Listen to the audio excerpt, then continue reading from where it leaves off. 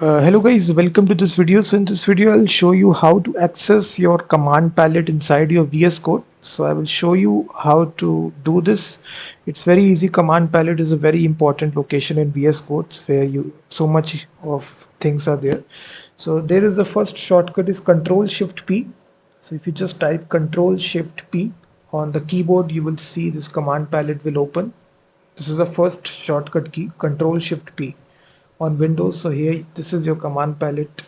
The second way by which you can do this is by going to the view menu, and there is a first option appearing. You will see command palette.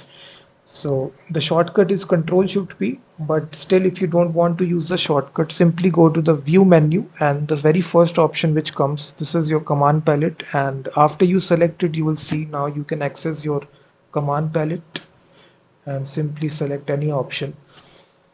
These are the two ways by which you can access command palette. Enable and hide it very simply, Control Shift P. So thank you very much for watching this video, and also check out my website freemediatools.com, which contains thousands of tools.